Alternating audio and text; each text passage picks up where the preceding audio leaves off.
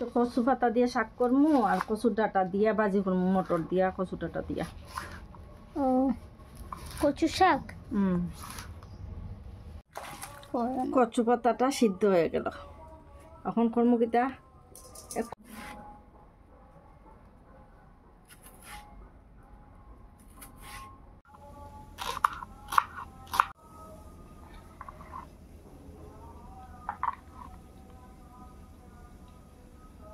রাখছি আগে, এখন আর ধুইলাম না, সিদ্ধ বয়াই দিব।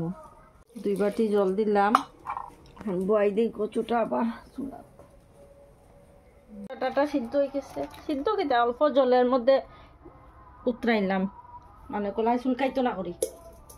পাতা সিদ্ধটি কচু পাতা সিদ্ধটি দিলাম মিক্সচারে, তারপরে দিলাম 3 কুচ রসুন, 3টা কাঁচা মরিচ আর অল্প টুক পেঁয়াজ কুচি বাটার দিলেই নাম। আর এইটি যেটি আছে এটি পরে ভাজি করে দিন।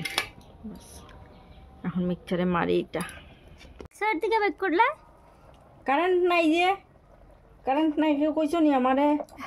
আমি তো এখন এরকম হইব নি এটা, আরো সুন্দর শিল নোড়ার মধ্যে আরো বেশি ভালো করে হইব। ওকে হয়ে গেছে মা। রেডি।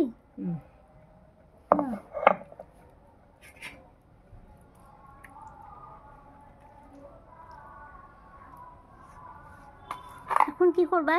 একটু তেলে ভাজবো, এটি খালি জিরা সম্বাস দিমু, দিয়া তারপরে একটু পেঁয়াজ কুচি দিমু, পেঁয়াজ ভাজি করিয়া তারপরে দিলাম। তেল গরম হয়ে গেছে,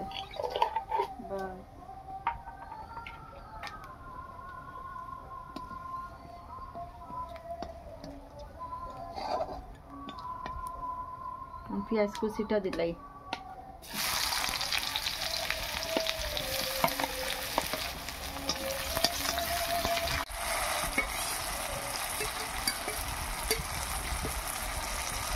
অল্প সময় লাগালে ভাজি করিয়া তারপরে নামাই দিন, লবণ দিন মুঠি দিয়ে।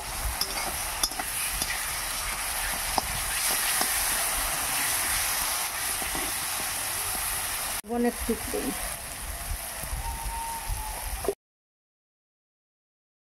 তেল গরম হয়ে গেছে, এখন মটর ভাজি করতে যাবো। না বয়েল করতাম না, গেছে মটর ভাজি। পাঁচফোড়ন দিলাম, কাঁচা মরিচ 4টা ছাড়িয়ে রাখছি। এখন কচুটি দিলাই,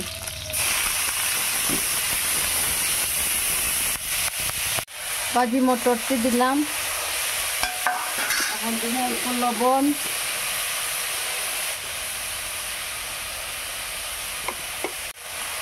অল্প হলুদ গুঁড়া, এখন ডাক্কা দিব, জলটি শুকাও, তারপরে রেডি। তারপরে জল শুকাই গেছে, আরো একটু সময় ভাজি করে দিয়েছেন।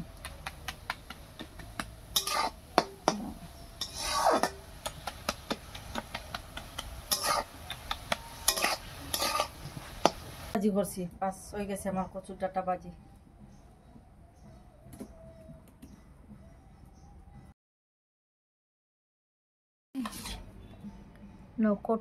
কচুর ডাটা ভাজি মটর দিয়া আর এই কচু পাতা দিয়া শাক।